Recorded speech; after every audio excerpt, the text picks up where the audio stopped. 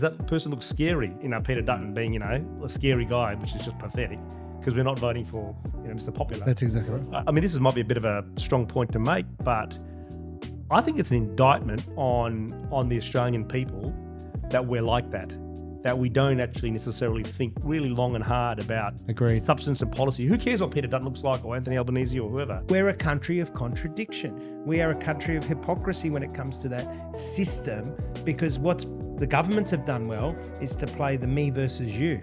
Welcome to the Mastering Podcast. We're joined by two powerhouses who have had the privilege of knowing for more than 10 years here in Brisbane, Michael Johnson and Philip DiBella. Michael Johnson is a barrister, former member of Parliament in Australia, and the founder of the most elite networking group here in Brisbane or Southeast Queensland or even Australia. Australia, East Coast Forum. Philip DiBella was one of the most Australian successful entrepreneurs, scaling and exiting a premium coffee brand, DiBella Coffee, and now has built an incredible coffee community where we are actually recording here today, the Coffee Commune. And also part of Queensland's Small Business Roundtable. And I love Philip DiBella's posts on all things politics in the last month. It's been epic. I'm also joined by Don Senker, co-host of the Mastering Podcast. He's a masters athlete, entrepreneur, advisor, investor, and an absolute powerhouse in the education sector. So today, we're going to explore all things mastering politics. So what's really going on in the US, how it's affecting globally and here in Australia, key issues shaping Australia's upcoming federal election, and the intersection of business, policy and leadership in today's business uncertain times. Let's get into it, guys. Looking forward to it. Today, we get the pleasure to re-dive into the amazing conversation that's happening in politics all around Australia, and we're so close to the election, so I can't wait to dive into this.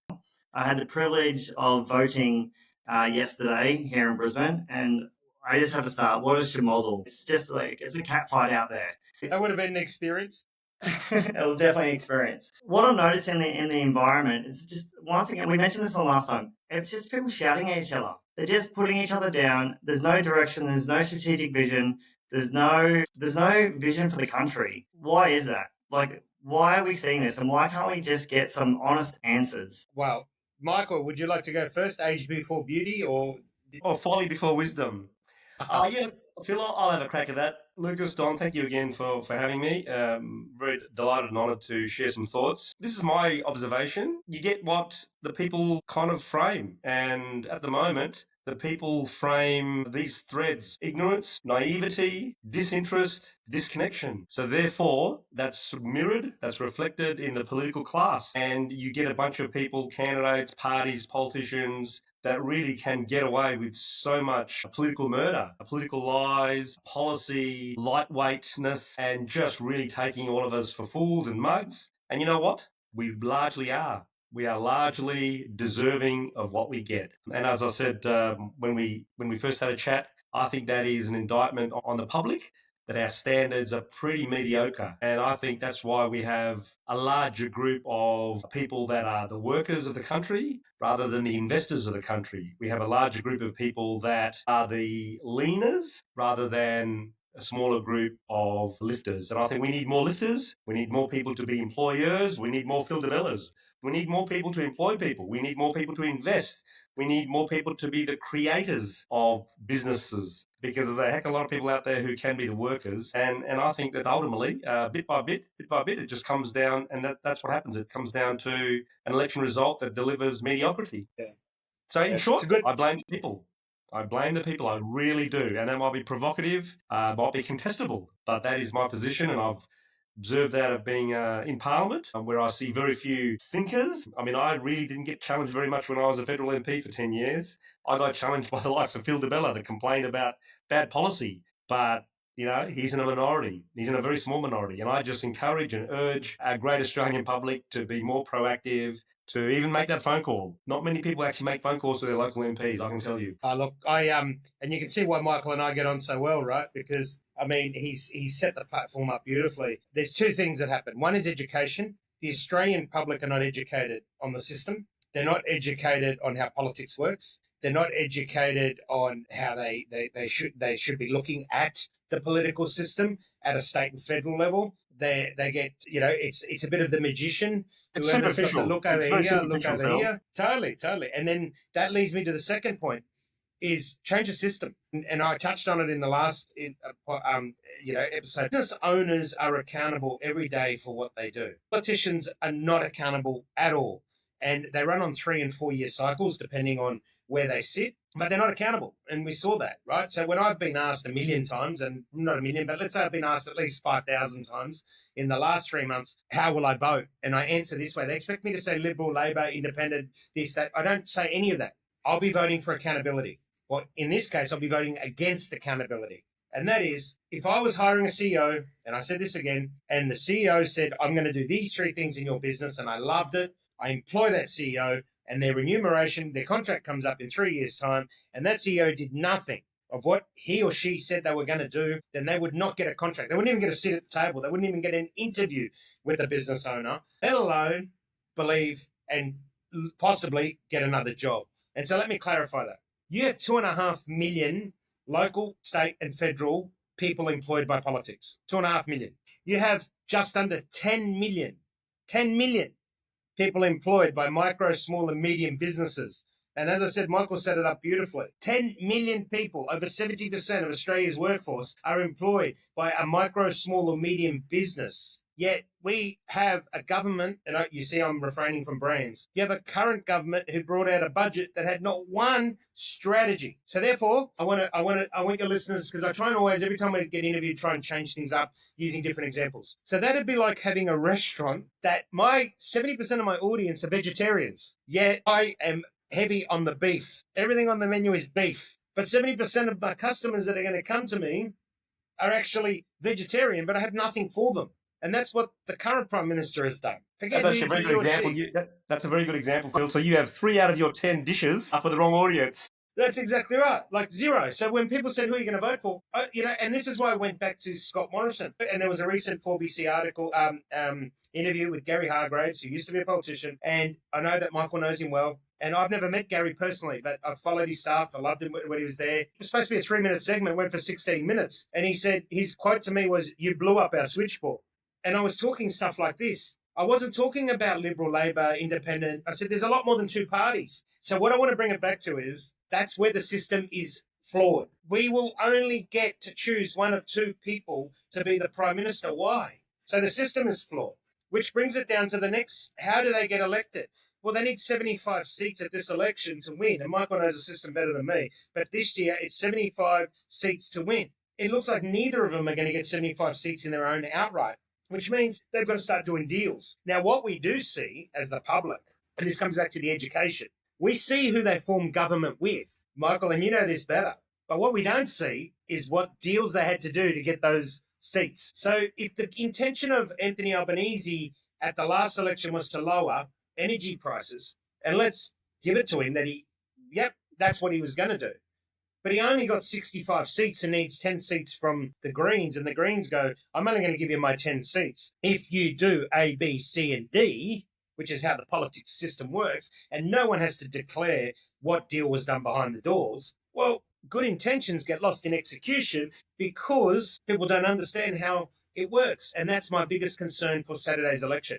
Forget for 1 minute who wins. If you're going to look at policy, right, we can't always blame the people. We got the 2 biggest businesses in Australia running for now. Michael, you said it's not a popularity contest, but it is, right? Predominantly all elections are popularity contests, right? So why are they running such bad marketing campaigns? Why isn't the message clear? Like, it seems like from the last episode, if anyone hasn't watched, there was some really good learnings. I went back and watched it a couple of times because you guys were spot on in a lot of the things that you said. But none of those messages are coming clear. If one party is doing it or promising a better Australia, I'm not getting it. So Don, I'm going to ask the question that will give Michael the opportunity to answer that. Who are the people that build the strategy for the politicians? Because Michael's been there at the forefront. This is not an opinion. Michael, when you're in government, when you're in federal politics, and you've got chiefs of staffs and EAs and strategists, the question to you is, who's advising what qualifications do they have And what's the caliber of these people, Michael? Well, most members of parliament in the political party will never have met them. They're the kind of the faceless strategists and data people that sit in head office and they work on the polling.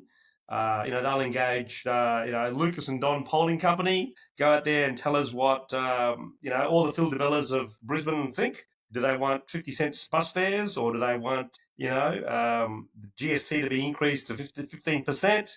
Do they want cheaper flights? Can we subsidise holidays, lunches for our school kids? Should we pay for school kids lunches? Is that what the Phil DiBellas and the mums of Brisbane think? And then they'll just punch their little computers. It'll spit out what Michael Johnson should say. And then I'll rock up to a community event and I'll say, guess what? My party's offering free lunches for your son, Phil. How good is that? Vote for That's me. why I love this guy. If you vote for the guy, your kid doesn't get a lunch. He doesn't get a free lunch. And sadly, it's the here and now. And we've got to change the dial on that. We've got to stop thinking it's the here and now, because the policies that a government make today will affect your children and your grandchildren, Don and Lucas. And I just, as a dad, as a parent now of an 18-year-old, I'm thinking about these issues because my son is just that much closer to buying a property, to getting a job, to getting the quality of education that I want him to have. I'll go back to the restaurant analogy you made, Phil, right? Like if I don't know if there's a dish on there, how do I even pick that dish? The problem we are having is no one is communicating it, their messages. That's the system. Well, Don, that's the system. Michael explained it beautifully. What would you do differently? Well, you put a charter. If you were running this campaign. Yeah, totally. So you put a charter in place, right? No different. You treat it like a private business. Treat it like a public company. I've made that comment in the past years. Treat politics like a public company. If you say one thing and you do another, you're booted out, if not put in jail, depending on the severity of it, right? So the accountability is the thing. The simple answer to that question, Don, is run politics like a public company. Make people accountable for their actions, make them accountable for their decisions, make them accountable for what they do, make them accountable for what they don't do. We said that we're going to put GST in and get rid of stamp duty and, ready for this, stamp duty and payroll tax. We've still got stamp duty, we've still got payroll tax, but nobody's accountable. Some of the people that were part of that are still in politics. If you did that in a public company, you would not have a job. You'd be in jail, or you'd be thrown out of government, right? You'd be thrown out of the Phil goes back to the standards that we accept, right? So if I am happy to re-elect that same politician or that same government again and again and again, even though they said they were going to get rid of payroll tax, but 20 years later we still see payroll tax, whatever that policy is. Don, Lucas, Phil's right. It's that accountability. I guess the practical question is, what does that look and feel like? What does actually, Lucas, you went and voted. If you said to the guy, hey, I'm going to vote for you, Bill, but can you be an accountable politician if you're successful? And he'll say, Lucas, brother, you've got my accountability. Here it is. Before accountability though, Michael, I actually wanted vision. What happens? There was no vision. So how can someone be held accountable if I couldn't even find the vision in the first place? And that's a great one, because it segues to one of my bugbears of this campaign. And I think we should all get together with maybe even Gary and a few others after this, and really, because then I really want to open up and put my superpowers of strategy, marketing, and branding, right, aligned then to data analysis and strategy. And I don't want to open up on that right now. It's 2 days out from an election for many reasons. But honing in on that, right, and saying, well, what do we do different? How does it look? Why? Anthony Albanese has spent 80%. This is not my words. This is the statistics. He spent 80% of this campaign character assassinating Peter Dutton. That's not my interpretation. That's not my opinion. These are the facts, right? This is what they've put out there. They've analysed it all. He spent 80% of his time, of his budget, of his focus, character assassinating. There's an article that came out today in The Australian about it. And what they called it. What are they getting? Well, this is what they said. What did Liberal get wrong? Yeah, but it is working. But it comes back to Michael's point. It's the people that are the problem, because they're not. Yeah, but Phil, I don't want my taxes to go towards a $600 billion nuclear, But China's building how many of them? Machinery. But China's building how many? It's easy for me to see that $600 billion figure and latch onto it and say, oh my God, that's a lot of money. Yeah. And not actually people don't understand the $200 billion that it'll cost rather than the $600. Well, it's less, because China just came out and said they're building, I don't know how many they're building for $10 billion. So somebody said, well, hang on, But why is Labor able to say? So this comes back to another one, Don and Lucas, and I really want to hone in on this when we do a post-mortem of the election, whichever way it goes. And that is that politicians are indemnified when it comes to defamation. They can say all the bullshit in the world. There's one level of accountability. I can call Peter Dutton Mr. Potato Head. I can call with no ramifications. You certainly can't do that in business, right? If you've called me Mr. Potato Head and I can prove that it damaged my business, I can sue your ass, right? In politics, that doesn't happen. And vice versa. Peter Dutton's team can call, Albanese, the Prime Minister, whatever names they want without any repercussion. Now, that is wrong. That is wrong on all levels, for all governments, for all parties. They can mock, Pauline Hanson, they can mock Clive Palmer, and nobody is held accountable because they're completely indemnified when it comes to defamation, right? And that is wrong. That's a system change. Now, we're a country of hypocrisy, and at this point, mate, I can go for hours, but we're a country of hypocrisy, but it comes back to Michael's point. And I said this during COVID, and they adopted it, and it's been refreshed. But they were my words. I was the first one to say it. The standard you walk past is the standard you accept. And it became the front page of the Courier Mail, right? Because I know Jason Scott well, and he used those words, and he asked me if he could, no worries. And it's been regurgitated many times. But I said those words when they said, why are you fighting the COVID vaccine? I said, I'm not fighting the vaccine. I'm a son of migrants. I've seen discrimination in action. Forget and then let alone the traditional custodians. But we're a country that has moved so far in changing the dial in discrimination, whether that's ethnics, traditional owners, women in business, blah, blah, blah, blah. We have done an amazing job moving the dial from here to here in that area. And now you want me to discriminate because of a virus? Sorry, the standard you walk past is the standard you accept, and that's not what I will accept. I have the same philosophy in politics, right? Which I'm not willing to walk past a standard because my number one trait is accountability. So, of course, I'm going to vote that way. Now, it doesn't mean everyone has to vote that way, but I have an issue with accountability when people are not accountable. I tell my team, you burn coffee, tell us. I don't care. You didn't show up to burn coffee. But if you burn it and you don't tell us, we've got a problem. Yeah, right? yeah. So it really comes back to what... That's almost the heart of what culture is in a business. I'll ask you a quick question, Michael, off the back of that. What was accountability like when you were in the role that you were in within the political system? Was there accountability? Oh, there's layers of it as an MP, and to your party, to your leader, to your colleagues, to the community, and that's at a theoretical level, right? At the practical level, what does that look like? I mean, if you're a reasonably junior member of parliament, it's fully the government, it's the Prime Minister, and you just got to go with the flow. I had lots of experiences as a federal MP in my electorate where the government brought in policies and ideas that were really damaging to my backyard, to my electorate. And I had to go out there and kind of sell that policy and say I supported it when I probably didn't. Because, of course, the news story would be that if I broke with that, I become the story, division becomes the story, disunity becomes the story, and defeat becomes the story. So you kind of just bite your tongue and go with the flow. And that is the downside. Michael, can I say kudos to you for sharing that? The listeners might not really understand the power of having someone like Michael who's been there and done that, and we've got a podcast because of that reason. I don't want to hear from people that have got no fucking idea. I want to hear from people like Michael. He's been there, he's done that, he's seen it. So, mate, can I just really acknowledge your honesty and your articulation, because that's what people don't know and don't see, right? Exactly what Michael just said there. And we need more Michaels in the world to tell people, because that would solve the problem that I talk about. That would solve education, accountability, and we might get a system change, because Michael's just really nailed that with what he just said there. I think to some extent, if people understand this. Why don't politicians talk this honestly when they're in politics? And that's one of the biggest issues. It's like you listen to politicians who's left the system and they're very honest and they're very forthright. But why don't they do that while you're in the system? Well, I think because it gives rise to vulnerability. It gives rise to that potential perception that you're the odd man out or the odd MP out in a party that's going in this direction. I mean, just give me a simple example of nuclear policy, right? So let's just say that I was a current MP and I'm part of Peter Dutton's team and he wants to go down a nuclear Australia pathway. So let's just say that I really vigorously, ideologically disagreed with that. in the middle of an election campaign, do you think I'm going to come out and actually say, this is a crazy policy, this is a really bad idea?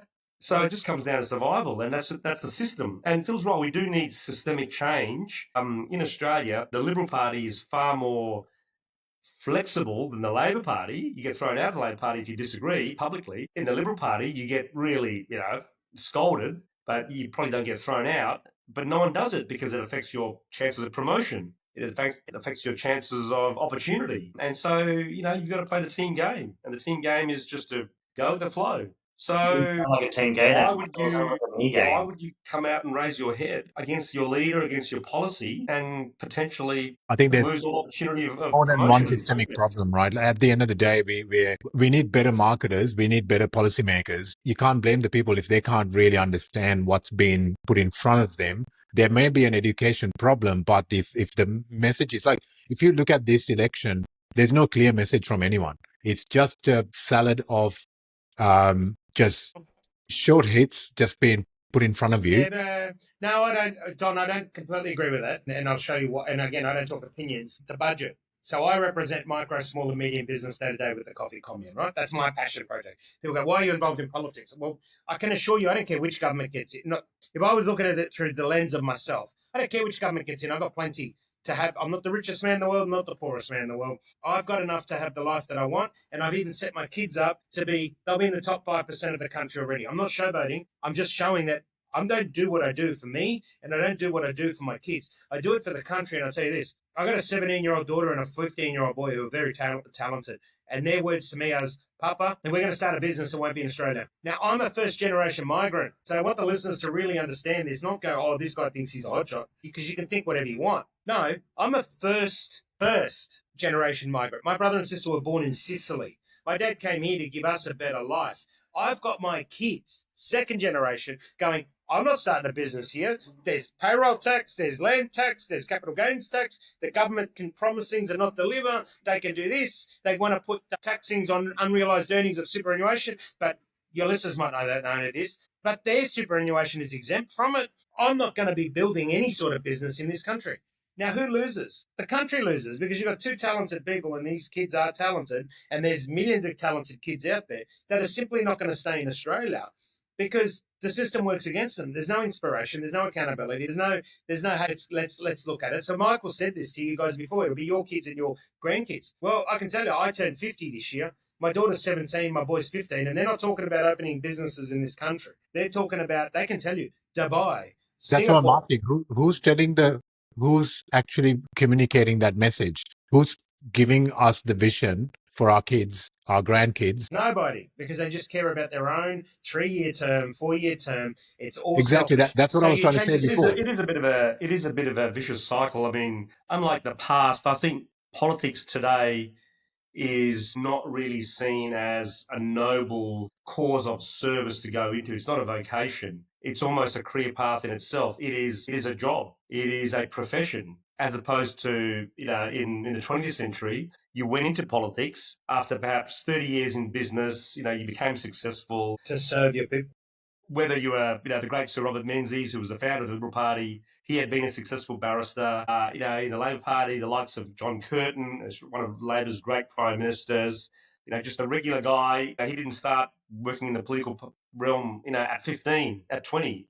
And so you have this different character of people in both sides of politics, in both political parties. And naturally that shapes how you think. And I think that's the problem. There isn't that diversity of quality people with quality experience that are potential leaders of our country. I'm happy to be candid and say if I ran for Parliament today, I would be a better MP than I was when I ran in 2000. Because maybe we need to bring some of these older politicians back. Yeah, and it's not just an age thing. It's the breadth of your. I mean, we all know people that are 50, 60 years old and have not lived life. And we know people that are 25 and have lived a full and rich and an amazing life. So it's not a number. It's what have you done with the years that you've lived. So, in my case now, having been in business and advised a few big defence companies, I would be a better MP now.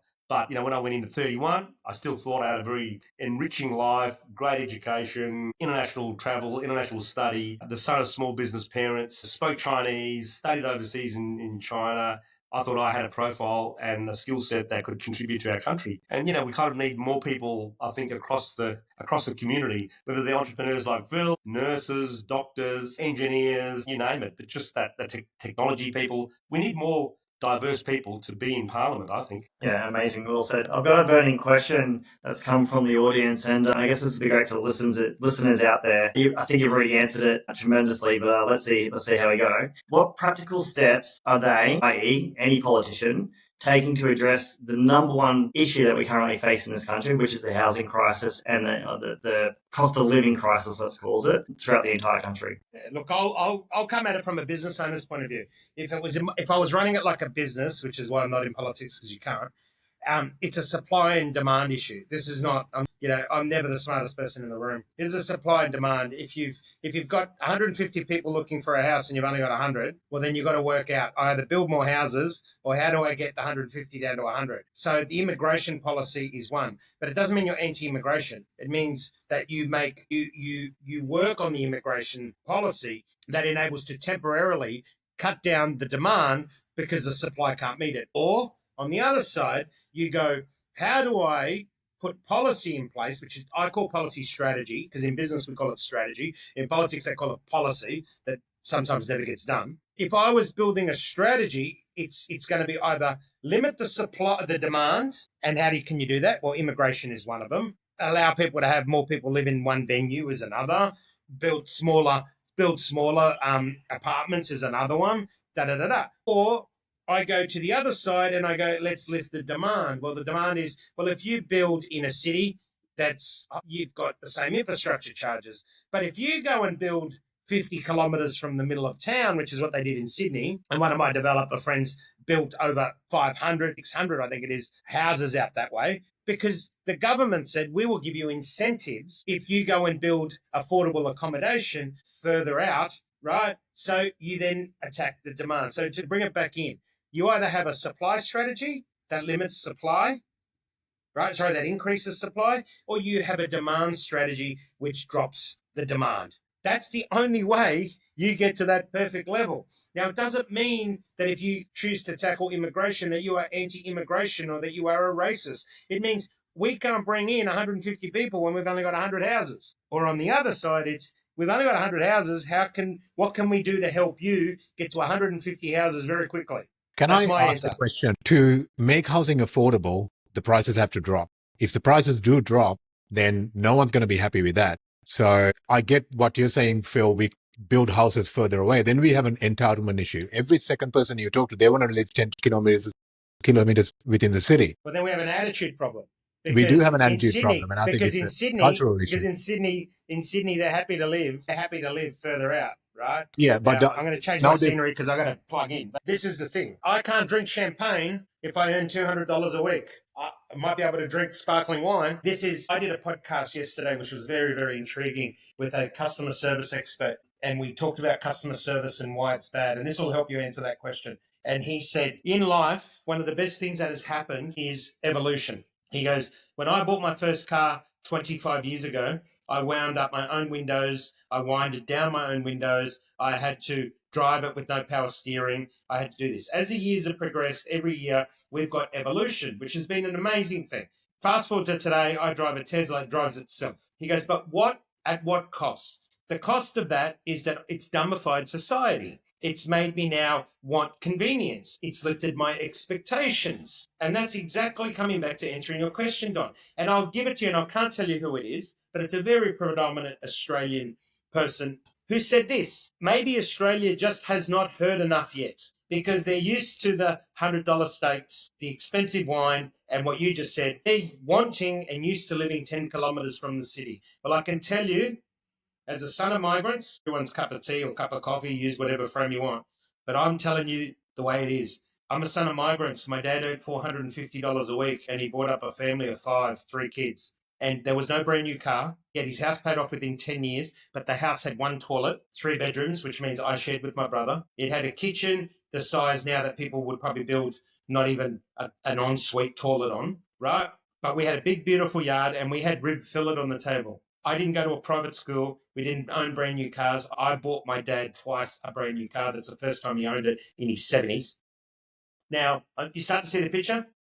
He did not have champagne taste on a beer budget. He said, what matters to me is accommodation. So I pay my house off. What matters next is food on the table. So I make sure that I buy rib fillet and fruit and veggies and stuff that my family needs to eat. But I can't afford to go. He's never left the country. Can't afford to go on holidays. Never been on a plane to go overseas. And he certainly never drove a brand new car until I bought it for him. Now, I know it's a long-winded answer, but bring it back down to people's expectations. Evolution is like a scalpel. A surgeon uses a scalpel for good. Give the scalpel to somebody who wants to break into your house, and they use it for bad. And unfortunately, the byproduct of evolution, which is great, is that people's expectations have gone above and beyond what they should be. Long-winded answer, but that's the short part of it. Yeah, I mean, that goes to the cultural challenge at the heart of this country. It's that disconnect between entitlement and means. And I think, I'll just use this example. Lucas and Don will love this because they're tech heads.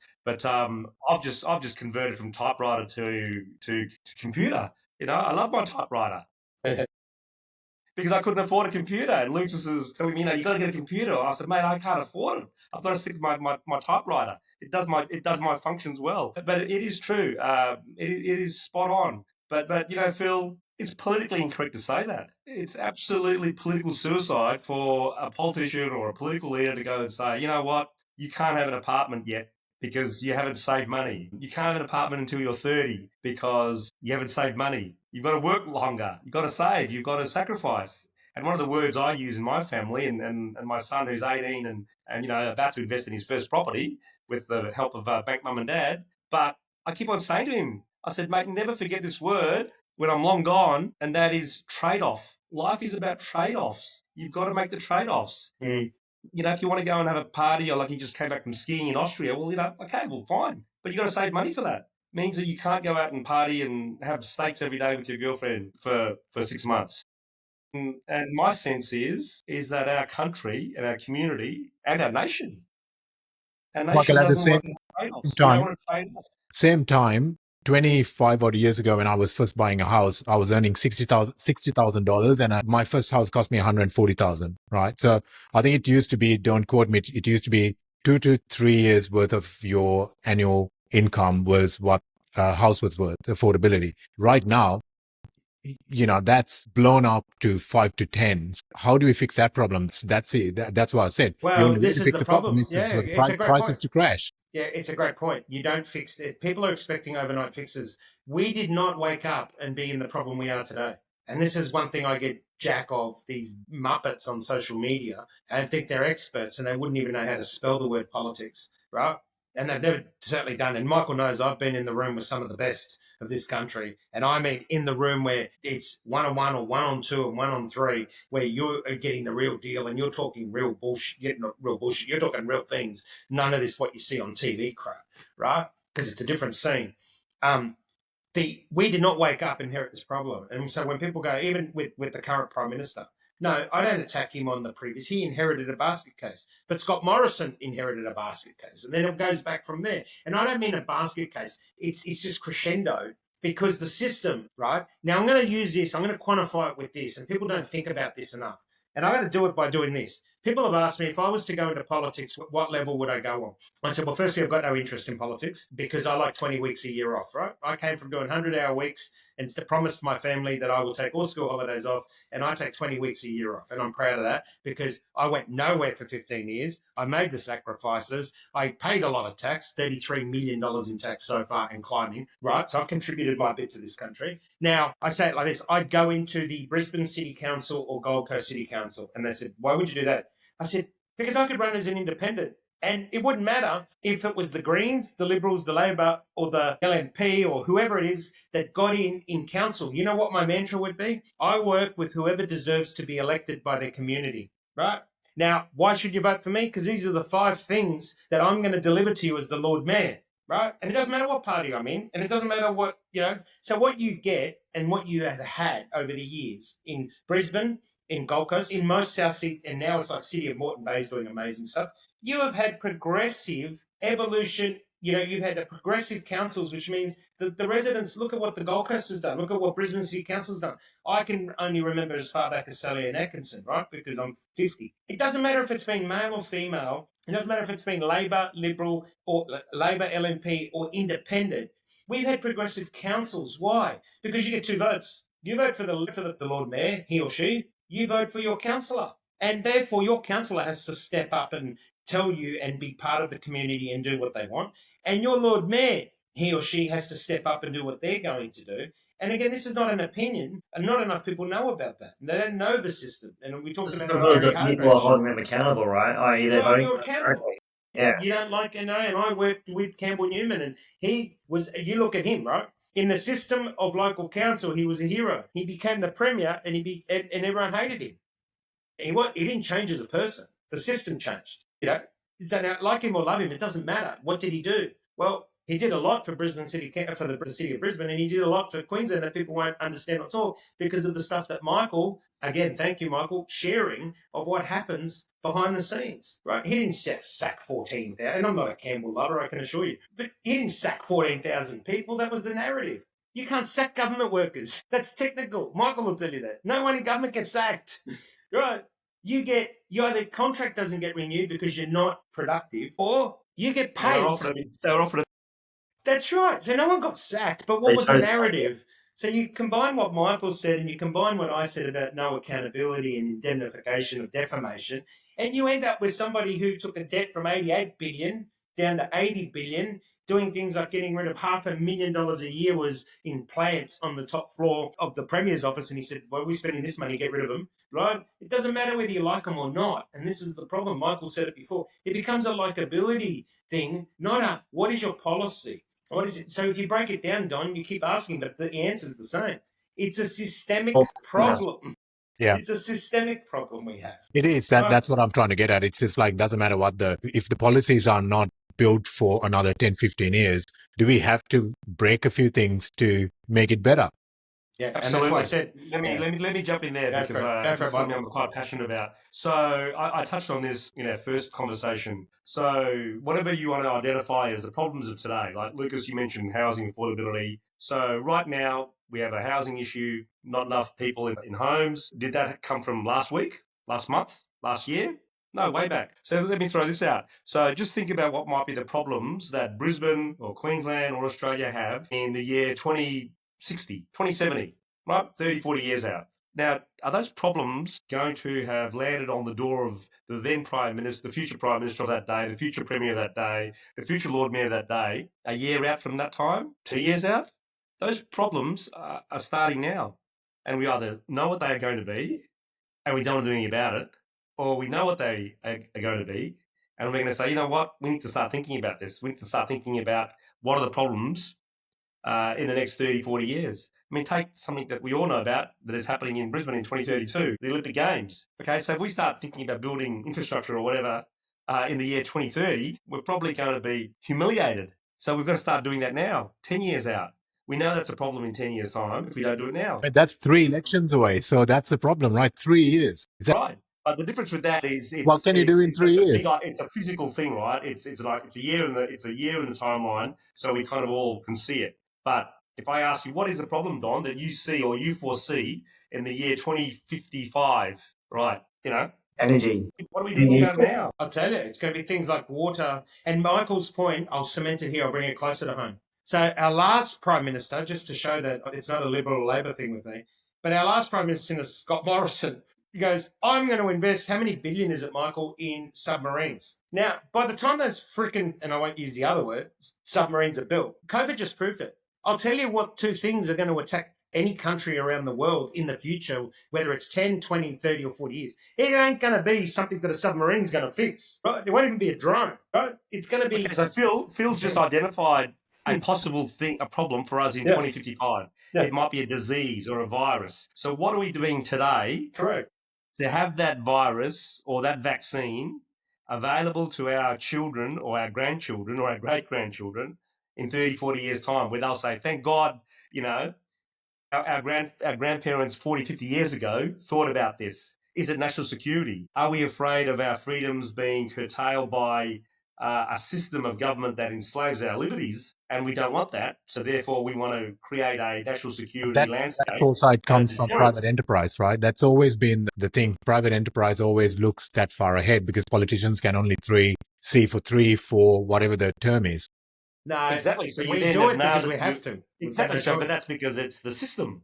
Phil's favourite word. It's the system. But Right? I mean, Michael, if you know anything about IKEA always talks about. I think we're all agreeing. It's the same thing. The private enterprise has to make up for the gaps the government's creating, and it's the government. Those gaps are they created by the terms that we have created? So, do we need to have longer terms? I mean, do you guys know what a federal MP's salary is? 350. Now, let's say the Prime Minister, but just, I think the Prime Minister is on 320 or something. What's that? 150,000? So 200 plus grand, right? Yeah. 200 plus grand. So if we have a society that largely remunerates on, the kind of big job that one has, the skill set, the difficulty, if they're the metrics of how we pay people, then is 200,000 kind of a reasonable salary for someone doing that job? I mean, why would the best brains in our country, why would the smartest people go into politics for that kind of money? Now, someone might say to me, wow, that's a lot of money, 200 grand, but are they saying that because they're are they saying that that's a lot of money because they're on an income of 90 grand? They're unqualified. They haven't thought of a way to create a business. They haven't become a Phil DiBella. And so 90 grand is a lot of money. But Michael, that probably answers what Phil brought up last week. We don't have qualified people in politics. That could be the reason. We're not paying them enough. I don't agree. 200,000 is nowhere enough if someone's running the budgets that they're running. If anyone knows about Singapore's political system, they pay more than $1 million US for their politicians. And they're the best in the country. Being in the Singapore government or in parliament or in the cabinet is as prestigious and as illustrious and as exclusive a job title that you can get in Singapore that exists because they're seen to be doing profoundly important things for the greater good for the country. Here, if you're a politician, well, you'd be lucky not to get a tomato thrown at you. Or an egg over your head. We've got to change that sort of dial as well and say, you know what, wow, you're an MP. I admire you. I respect you. You've traded off. You've sacrificed. Your family's putting up with stuff. Your family didn't marry politics. You did. But it's also because you're good. Yeah. You're what people don't realise, Michael. What you're saying there, Michael, is 24/7. What it sounds like is it's not a sexy job to go towards, and money follows that same conversation, right? And if it's not seen internally, not seen externally, not seen by the public, then why would you do it is the point. And it is chicken and the egg. I mean, there are very few of Australia's smartest people putting their hand up to run for parliament. I mean, but look at what's happened in the US. Is that what we need then? That's sort of taken that other turn. But talking about that, I want to shift this a bit. I said we will talk about taxes and foreign policy. I'd love to get your thoughts on how both parties have been working on the foreign policy. I think there's been a bit of luck on the Labor side. Trump finally returned his phone call. Let me give you the entrepreneur's vision. It's very simple. I don't drink the same wine I used to 20 years ago. I don't drive the same car I did 20 years ago. I don't live in the same house I did 20 years ago. That's evolution. 20 years ago, we said we need to be under the Queen or longer. You'll get the gist of it. Don't worry about the years. We need to be under a monarchy. Great. That worked for us X amount of years ago. And this is not a republic or a monarchy. This is a very practical example. So stay with me on this and indulge me. So X amount of years, it was all about the UK and the monarchy. And that's where we put a lot of our efforts and our work into. Then we went, we have to, for safety reason, align with the US because they're going to protect us, right? Now, these are not opinions. These are facts. Now, you can work out the timelines. I don't know them exactly. But we went from being UK-centric to rely on to then US-centric to rely on. And this I do know, about 12 years ago to 15 years ago, we went, China's going to be a big player. We need to play in the Southeast. So now we have to make sure we have great relationships and we work with China. And this goes on your back of what you said, foreign policy. Now, I look at foreign policy as foreign strategy, which makes up everything. Economics, trading, tourism, international students, defence. When was the last time you heard anything about the UK? But I'd hate to see how much we still give the monarchy. And I'm not calling for a republic, and I'm not calling for a monarchy. But I'm saying we still pay taxpayers' money off to the UK to align with them. I can't remember the last time that the UK did something for us. I could be wrong. We are working with the US to be our safety net, even though by the time the US get here, China would have blown us up 5 times. So then we've hedged our bets with China, and you start to see what sits all underneath that. Well, we're still giving money to the UK that we could be giving to the homeless here and reducing our own costs. We're working with USA because we want them for our safety, but yet we're hedging our bets with China because we want to trade with them and we want their international students. And I've sat on boards in the past. We want their international students. We want their investment. We want all this. How about we do this? How about we forget all that for a moment and we go, let's look after Australia first. Now, I'm not using Trump's word and all the rest of it, but let's look after, times have evolved. We're now a more grown-up nation. How about we look after Australia first? How about we put Australians' primary needs and focus first before we worry about giving money to other people overseas and because they had a tsunami and that? And I'm not saying don't look after them, but don't give them 1 billion, give them 50 million. Because we're going to look after Australia first as a policy. When somebody takes money out of this country, and I put this forward to the current opposition leader, and he was very receptive, didn't make a commitment, why don't we tax 2% of every dollar that leaves this country? Because the money's coming out of this country, so why isn't there a tax that goes on that? And that includes me, because when I sold my company and did well and said I want to build a house in Queenstown, I took $5 million of my money that had already been taxed on in Australia, but I took $5 million and I sent it over to New Zealand's economy. But I didn't get taxed any money to send that money over. And I went, hang on, if I was running Australia, I would have taxed me 2% to take my money out of this country. Now, these are all But you've already paid your tax. Yeah, it doesn't matter. But stay with me, Don. These are strategies. The ideology, the focus is not UK, USA. You've got to have great diplomatic relationships. And one thing I love out of all this with the USA is that Kevin Rudd, he's never had to work so hard. He took a cushy job, and it was cushy for a long time, but he's working his frickin' ass off right now. Good, right? So, and I hope he's hearing this. I hope he's hearing it. Right? No, he's the man that never sleeps. So he's working his ass off now. I can assure you, right? With the hardest retirement job you'll relationships. But what I'm saying his is, brother's a good mate of mine. Greg's he's a different kettle of fish, right? I haven't seen Greg for a long time. Can I respond? I think, Phil, But is that fair? Look after Australia first because we've evolved? Yeah, I mean, that's why someone like you should be in politics, because it should be a place where the ideas are contested, where the ideas are, come out, they're contested.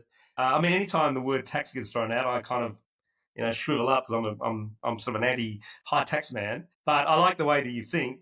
I guess one of the points that makes what you're talking about is somewhat difficult is, at the end of the day, we're a pretty small country. We're only 25 million people, and it's that capacity. It's that capacity to build. We don't have the skills. We literally don't have the skills to do a lot of that stuff, to manufacture. I mean, if I threw down $1 trillion to do something in Australia, manufacture, we just don't have the people. I mean, these 6 submarines that we're going to get in 300 years, I'm going to have to come to you at Coffee Commune to steal your staff and train them, because we don't have the submarine sailors, the submariners to do that. We've got 2, I think, or 3 Royal Australian Navy submariners training and learning how to be future captains of our submarines in the US now. And I guess that's a bit of, that's going deep diving into the details, but the big problem for what you're saying, Phil, I think, is that capacity. We don't have the capacity to do a lot of these things. But I'm not saying shut the world out. The theme of the thread is spot on. And you said this last time, you look after your wife and kids first, and then you're going to look after me as your neighbour, in the room next door. This is what I'm talking about. I haven't seen any clear policy on skills, migration, and foreign policy. Again, going back to the first thing I said, if you guys have, then please enlighten me, because I haven't seen that message come across to me. Well, but what Lucas raised earlier, Don, it's what Lucas raised earlier, is that they're not really kind of the headline voting, signposts. Right now, it's supposedly like cost of housing, cost of living. So they're the 2 or 3. But as you guys have pointed out, the only way to fix those problems are the underlying issues, like everything we just mentioned. So no, but you're coming at that as a thinking Australian voter. Most people don't. And remember also, to be fair to politicians, because I was one of them, is that there is only a bandwidth of so much. At the end of the day, there is still only 24 hours in the day. There is still only 12 months in the year, and you can only do so much. Yeah, and a budget. And I've only got a budget. going back to sort of the rhetorical question I proposed, or, in 20, 30, 40, 50 years, for those problems that we face now, for the Australians of those, of that time, what are we going to do about that now? And what I'd like to do, if I had the magic wand, is to invite Australians to think about the structure of our government, our federation, our constitution. We need to revisit that with the smartest people in our country and say, is this constitution a 19th century document? Is this fit for Australia of the 22nd century in how it's crafted, how it deals with the problems and the challenges of the times? It's a great point. Should we have a system where 10 people, 10 eminent Australians put their hand up and say, yes, I want to be Prime Minister, and when I'm elected, I would choose a cabinet of 20, 30 people, and those 20 or 30 people will be accountable to the Australian public. And we will put forward legislation to the Parliament of Australia, and that Parliament will be elected by the people of Australia. So yes, it is a radical change of our system, somewhat like the congressional system in the US, somewhat in that kind of model. But what it does do is that it makes the leader, the Prime Minister of the day, completely accountable. He is the one person that all of us voted for. And we vote for him, as we do in Brisbane, as Phil's alluded to, by name. We vote for the Lord Mayor of Brisbane by name. And so we can make him accountable. And I think I'm just throwing that out there as an idea, but we've got to start thinking about the system and the structures of government that really shape our future. I'll dive into a practical example here, and it might be very controversial on this live conversation, but I've seen it real hand, and that's why I'm so much towards the whole Doge scenario that's happening in America, right? I think we definitely need it here in Australia. And the reason being is because I've seen inside some of these departments, and when we talk about technology, artificial intelligence, automation systems, the mandate that we're given and many people I know in the industry are given, you can do whatever you want in the department to make it more efficient, as long as you don't replace any roles or need to disperse any roles anywhere. So if you have 80 staff in a department, it still has 80 staff when you finish the project. If you have 5,000 staff in a department, the department still needs to have 5,000 staff.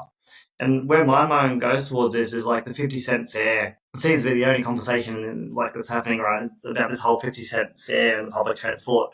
There's so many ways you can make it $0 to get a better outcome by removing the process, removing all the inefficiencies that exist, the systems that exist behind the scenes that are super old school and run completely inefficient. The people to run all those systems, the people to operate all the terminals. Like there's just so much money that doesn't even need to be spent. So it shouldn't be a 50-cent conversation. It should be, well, let's give free public transport and let's remove all the actual costs that it takes to actually run that in the first place. That's entrepreneurial thinking, mate. You can't Lucas, you're not going to fire yourself. You're not going to do yourself out of a job if you're one of the people that designs that system that leads to that inefficiency. And I wouldn't myself, if I'm on $500,000 salary as one of those people that design the system to be inefficient, I'm not going to do myself out of that check. They live in Look, it's tandem, right?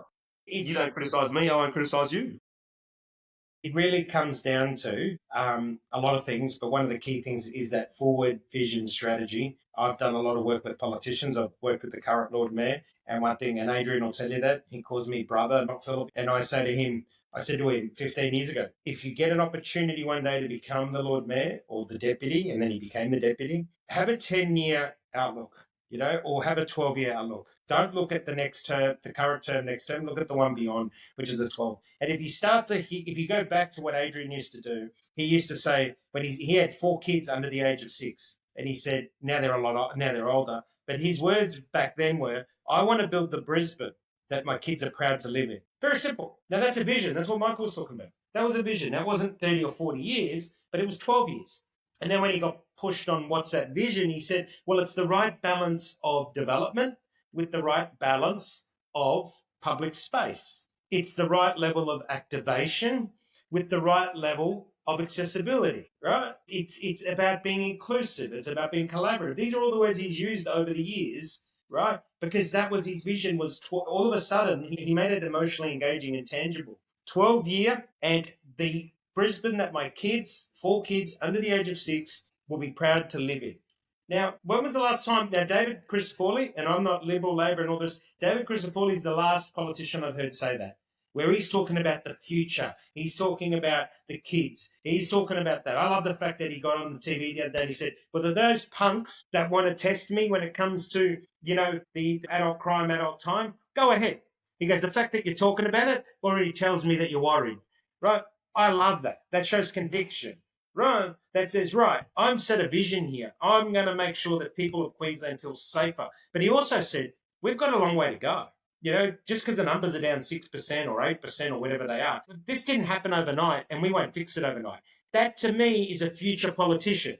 That is a person that's going, this problem wasn't created overnight and it won't be fixed overnight, but we're trending in the right direction and we've got a long way to go. So you look at what they say, there's a sign in my office that says do more because we get too much of this. And I've got a boardroom in my office. And I get a lot of people and a lot of meetings. And one of my go-tos straight away is always when people start talking too much, you can talk as much as you want, but I point to the sign and say, do more. Now, that's for my own staff and team. That's for me. And that's for anyone that comes and meet with me. But, I mean, that is the key. And it sort of brings together what we've all said. If you don't have a long-term vision, right, you won't create long-term strategies. And then you've got to bring it back to the today and you've got to do what Michael talked about. You've got to navigate the internal politics. You've got to navigate the system. You've got to navigate the balance of, you can't, this saying, Michael, you can't govern from opposition. Yeah, spot on. So the system, you can't govern from opposition. System. But if I was the Lord Mayor, I'll tell you what I'd be doing. And trust me, Adrian, I'm not got no interest, as you know. But I tell you, it's simple. I turn around and go, these are my 5 things that I'm doing. And guess what, councillors? I don't care where you come from, male, female, I don't care what age you are. And I don't give 2 shits of what party you represent. I'll work with you if your people want you. But one thing I will do is I'm going to hold you accountable. And I'm going to remind the people in your electorate that if you did a great job, vote for you again. And if they didn't do a great job, vote you out. And that goes for me. If I've done the 5 things I said I'm going to do, vote me back in. If I don't do them, vote me out. And I might not get elected, but I'll certainly stir some shit. If we can spread this conversation far and wide, do you think in Australia we have the opportunity that people can make this happen and force the government to change? Great question. Well, I'm only going to say one thing. I raised this with Tony Abbott. I've said I've worked with politicians and been in closed rooms, and there was 4 of us in this room. And Tony looked at me and he said, Philip, you're a very smart man and you're very, very strategic, but you're too pragmatic. And I said, why is that, Tony? And he was the Prime Minister at the time. And he says, because what you're asking for is a republic. And I'm going, well, how does that line up with a republic? That's how we vote in Brisbane. And he goes, well, in order to change that system, it's a republic discussion. Now, I don't know, because I never knew Tony that well, even though I spent a few times in a room with him about strategy and branding and the rest of it. But Michael maybe can elaborate. I've got a saying in my company, in my family, in myself. It's not no because, it's yes if. Think about that. I don't want anyone's disposition, including myself or my children or any of my team members, to come to me with no because. It's yes if. This is possible if. And maybe that's the short answer. We operate on a no because. You put something forward and everyone wants to tell you why you can't do it. Instead of you put something forward and people tell you, what do I need for this to happen? Michael can elaborate better. He knows the system much better than I do. No, it's a mindset, and I think Lucas and Donovan, you guys are entrepreneurs. I think this is one of the defining characteristics of those who become successful entrepreneurs, and they look to problem solve. They don't look at the problem and say, well, because of the problem, we can't continue. We can't be successful. We can't go forward. They look at the problem and say, this is how we will probably fix it. This is how we can fix it. They fix it and they become successful. And, I don't really see, I don't really see too many politicians thinking like that because they don't really have that entrepreneurial DNA. So it goes back again to that collective group who become politicians. Are they the business people? Are they the business owners? Are they the innovators? Are they the likes of you guys that are creating businesses? Are they the likes of you guys that are investors in businesses and business opportunities? Because you think about how you will solve the problem. Because if you don't solve the problem, your investment goes down the toilet. If you don't solve the problem, you don't create a business. If you don't solve the problem, you lose your staff and your reputation. So I think, that's just one of the features that is part of this landscape, this democratic landscape that we live in. There's a lot of wisdom in that, Michael, what you just said. I think we're going to need to wrap this up, but I'd love to come back and in a couple of weeks after the results have come out and have a deep dive. Then we can really unleash the real then we can really unleash. I mean, there's so much I could say but can't say right now, because it's just not fair to anybody. But yeah, I think we should be doing a post-mortem. That's when the listeners, if they're not listening to this, they should listen to episode 1, listen to this, and then get ready for the post-mortem. Because regardless of who wins, I don't think. Here we go. How about, I'm not telling you how to wrap your show up, but born entrepreneur. No. The wrap up. How do we think it's going to go down on Saturday? And I mean, that's a question to all of you guys. Well, I just want to go back to Michael's point before, and then we'll do that. Sorry, Lucas. Sorry to take over the show. Yeah. Before your point before, Michael, and I guess Phil, on this conversation today, it actually makes me really sad that I feel like that we're never going to have, let's call it, the smart people in the room making decisions for the country. I feel like my gut feeling is, based on this conversation, the previous one, and what's happening in society right now, we're not going to have that in the next 10, 15, 20 years because we're not seeing it. We're not seeing it come from anyone, which means, are we going to have this exact same conversation we're having today in 10 years from now, in 20 years from now? And it actually makes me quite sad thinking about that out loud as we dive into this. So let's dive into your wrap-up conversation, Philip, and let's continue that on the next. I agree with you, Lucas. It's unfortunate, but I think that's the honest truth. To answer your question, Phil, I'll go first and let the smarter people go after me. But I think it's a foregone conclusion from what I'm seeing. Not Labour. Anthony Albanese looks like he will be Prime Minister post the weekend. But it's going to be at what cost is going to be the really interesting thing to look at. I don't think he's going to have a majority. And that's going to be pretty sad who he makes the deals with. He's not making any deals. Did you not see the conversation?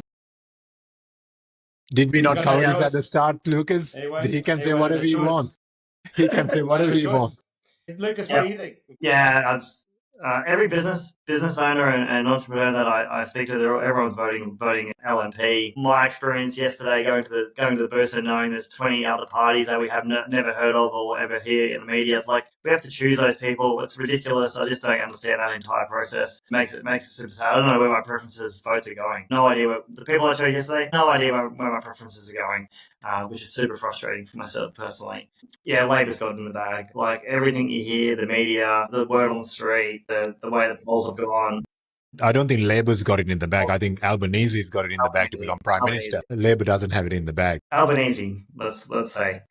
Michael, what's your prediction? Well, I'll just make this observation. For those who are left who have not voted yet, like myself, can I just say, I hope you vote for Australia. Just vote for the country, not necessarily for yourself. Yeah, and it's a good point. And my point is simple, a bit long-winded, but I'll give you the synopsis because I've been very close to it. I think that it will be exactly like Don said. It'll be a Prime Minister Albanese at what cost? I don't think he will win the 75 seats he needs. He will need to do a deal. If it is Prime Minister Albanese, let it be with the most majority possible and with the less Greens as possible because they're purely destructive. And I'm predicting that Greens will lose 10 to 17% of their primary vote. There you go. Because people have really understand, and I'm trying to really tread carefully here because I said I promised the juicy bits for the post-mortem, but people have woken up in certain areas that they have not delivered what they said they were going to deliver. Like in my area, the person who came third actually won because of the preferential, and nobody saw him until 6 months ago, and they're fed up with that. So I'm pretty sure that it won't be the same person again. So the prediction is the Greens will drop. And that, however, there's two other parts to this. There is still hope for Peter Dutton because of the One Nation. So if One Nation get a massive swing and pick up a lot of seats, there is still hope. And then the third part, because you've got to remember, the LNP have got less people to form government with, right? The less parties that will actually side with them. But the big disruptor in this who is very intelligent and got far too much money, but is a complete nutter, especially the way he's been carrying on, is the trumpet. Yeah. And I can call him the trumpet because that's how the texts come up to everybody. But the trumpet, which comes up on my phone 3 times a day, and you can't block them. The trumpet is the biggest disruptor. Because I'll give you this prediction, and it's not a prediction. If the trumpet, who is a very smart man and has so much money, people have no freaking idea. He is more liquidable than Elon Musk. There you go. Liquidable means access to cash. Than Elon Musk. If he actually put those resources to use. Coming back to Michael's point, forget the party, he can influence people to vote for Australia, but he uses those resources in the most stupid way. And I met with some of his team, and the team is lovely, mind you. But again, I can't talk out of school yet. He uses those resources in the most stupid ways. Everyone's getting those texts that mean nothing, that we just have a disruption. So I know it's long-winded, but, mate, Lucas and Don, I just want to, when people listen to podcasts, when people listen to shows like this, to me, it's always, what can I share that people wouldn't know? Or what can I talk about that is behind the scenes that they can't find? Or present it in a way and analyze it in a way for them to understand. And that's one of them. He could actually make a difference with his money and his smarts, because he's a highly intelligent man. And he has a lot of money. I went to the King George Square yesterday to vote, and I just saw yellow everywhere. And I was like, what is this marketing campaign? What is this advertising campaign? I had no idea what it was. I had no idea what this yellow, just swarms of yellow everywhere. I had no idea what it was. And I knew I was getting those trumpet text messages. And I was like, oh, what's this spam message? I had no idea what it was. I was like, and it wasn't until after I voted, I was like, what is this trumpet thing? And then I dove into it, did more research. I was like, what the hell? I had no idea. He's going to spend over $100 million of his own money, and all fairness to him, $100 million of his own money on the campaign. Last one, I know the person who ran I know the person that did his advertising that he embarked was $120 million plus he spent last time in advertising. I don't know, it'll be north of 100 this time as well. Sounds like he needs a strategist, Philip. Well, mate, it's not even that. I love Michael's point. Vote for Australia. Yeah. So if I was running with politics, forget the brands, forget the names. That's what I keep saying on my posts. Vote for accountability. Vote for the future. Yes. Vote for my tagline, my whole thing, and I'm being very vocal, is vote for accountability. Accountability. You say something, make them do it. If they don't do it, get rid of them. If Peter Dutton was happy to get in and he doesn't do what he said he was going to do, get rid of him too. Next one. Next, and we might actually start to get to a position where people value authenticity. I actually think that's probably a really good way to sum this up, right? Take the next 20 years and let's sum it down to the next, say, 5 years. Get rid of as many shit people as possible as quickly as we can until we find the gem that will actually take us to the next 20 years. Yeah, agree. Thanks, guys. Appreciate the time. That was another enlightening discussion. Yeah. Thanks for having us. Thank you. Looking forward to the post-mortem. Phil's already called it. That's what we're calling the next episode. Let's dive in. And thanks once again. We should bring some others. We should bring some other people to the Definitely, table. yes. I think we got the capacity to get some more people in. Thanks, guys. Thank you. Well. Thank you. Yeah. Thanks very much, guys. Really appreciate Vote for it. Australia on Saturday.